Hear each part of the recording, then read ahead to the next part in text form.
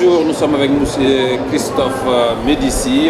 Vous êtes entre autres en tout cas auteur d'un livre d'actualité, un livre qui s'intitule Savoir gérer les personnes toxiques au travail. C'est un bon livre, en tout cas on vous laisse vous présenter, nous parler un petit peu de votre palmarès et nous parler aussi de cette question de burn-out et des personnes toxiques au travail, comment les éviter? Bon, d'abord merci de m'inviter dans votre média si prestigieux et je suis ravi de faire votre connaissance. Oui, je suis formateur et life coach, coach en motivation depuis 25 ans maintenant. Ça c'est mon 15e livre qui vient de sortir il y a un an et je traite effectivement des relations et des personnes toxiques au travail. Vous savez comment il y a beaucoup de souffrance au travail, on peut tomber qui sur un manager toxique, qui sur un collègue toxique, qui sur un patron toxique et ça fait des dégâts. Ça fait des dégâts parce que ça peut attenter à la santé d'une personne, sa santé physique, sa santé psychique. Et moi, j'ai créé cette méthode qui est en sous-titre du livre, la haute qualité relationnelle, pour aider les gens, grâce à des stages, à s'en sortir dans le monde du travail. Vous l'avez dit fort justement, le mal du siècle, ce qui est en passe de devenir le mal du siècle, c'est le burn-out. Le burn-out, il y a de plus en plus de gens qui en sont atteints. Et moi, je dis dans ce livre que le burn-out est lié à des personnes toxiques. Maintenant, par exemple, vous êtes dans le milieu du travail, vous avez une personne toxique, mais cette personne toxique est l'ami ou en tout cas, elle est bien aimée par le patron. Un salarié lambda, comment il fait pour gérer cette situation?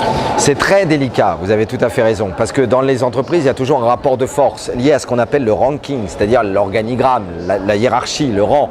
Et effectivement, si on a une personne qui est très bien vue par le patron et qu'elle est toxique pour nous, il va falloir utiliser des outils relationnels de la méthode pour quand même sauver sa peau, j'ai envie de dire.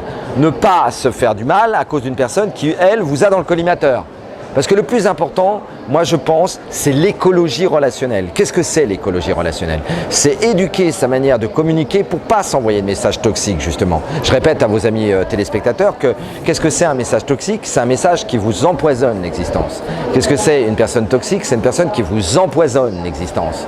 Et toute relation toxique est peu ou prou une relation d'emprise. Quand tu te sens sous l'emprise, qui d'un manager, qui d'un collègue, qui d'un patron, tu es dans une relation toxique au travail pour toi.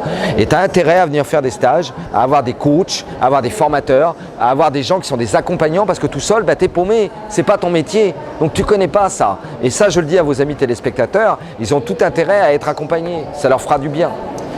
Une autre question, imaginez que nous sommes dans un milieu de travail, vous avez un collègue qui n'est pas, c'est-à-dire qu'il y a une double face comme on dit. Oui. Devant le patron, il est une personne A, devant vous, il est une personne Z. Donc comment faire pour bien collaborer avec une personne qui a cette double personnalité? Dans ma méthode HQR, je vous dis, il y a 19 clés, il y a 19 attitudes et il y a les gens haute qualité relationnelle et les gens basse qualité relationnelle. La personne que vous me décrivez là, cette double face là, la personne un peu fausse, vrai d'un côté, fausse de l'autre, on est d'accord?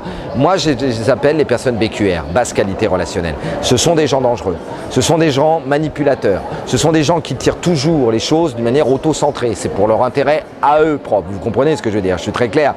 Donc, d'abord, quelles sont les clés? Les conscientiser, les repérer, savoir qui ils sont, savoir lire dans leur jeu. Parce qu'on ne peut pas changer les choses et bien se positionner si on ne lit pas dans le jeu des personnes. D'où l'intérêt de devenir un bon communicant, d'utiliser les clés du trousseau force de ma méthode, la fermeté, l'observation, le rire, la courtoisie, l'expressivité. Être capable d'une certaine manière de sentir, et je sais que vous, les gens d'Afrique, vous êtes très forts là-dessus, d'avoir l'intuition. Vous voyez, l'intuition à qui tu as affaire. Vous êtes d'ailleurs plus intuitif souvent que les Européens. Ton intuition ne te triche jamais. Vous savez, l'intuition, c'est cette petite voix qui vous parle et qui te dit…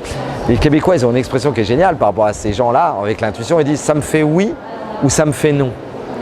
Quand ça vous fait non, au niveau de l'intuition, laissez cette personne de côté, cette personne va vous faire du mal.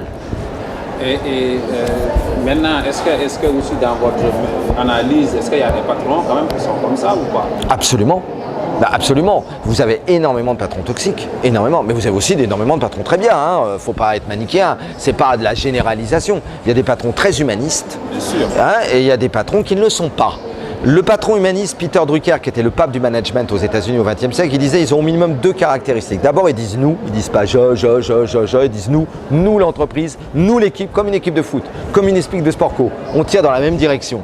On est une équipe qui marque des buts. D'accord? Donc ils disent nous, les patrons humanistes.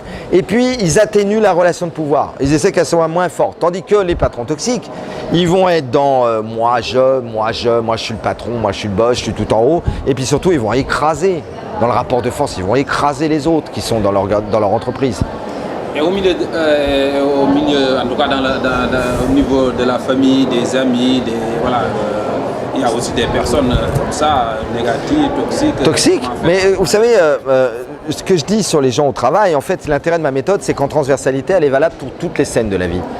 Il y a un concept qui s'appelle les cercles de qualité relationnelle dans ma méthode qui te montre qu'elle est valable pour la famille.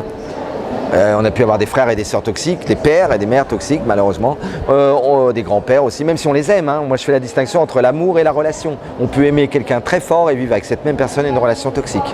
On peut aimer son frère très fort, un de ses frères, et vivre avec ce frère-là une relation toxique. C'est terrible à dire mais c'est vrai. Pareil dans un couple. Pareil dans un couple.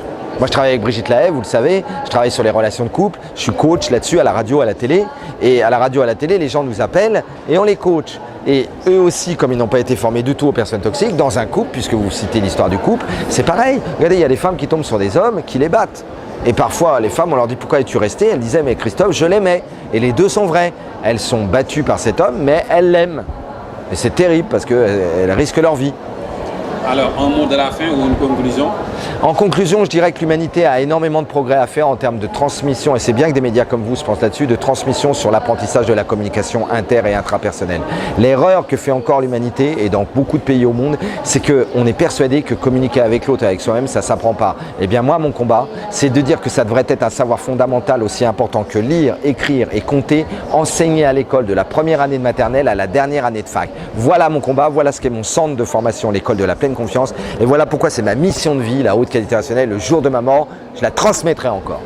Merci, monsieur. Merci beaucoup. Christophe Médici, merci de nous avoir accordé cet entretien. En tout cas, c'est un sujet d'actualité, le burn-out, les problèmes relationnels, aussi bien dans le milieu du travail que entre amis, entre collègues. Merci de nous avoir accordé cet entretien. C'est moi qui vous remercie. Merci beaucoup. Merci.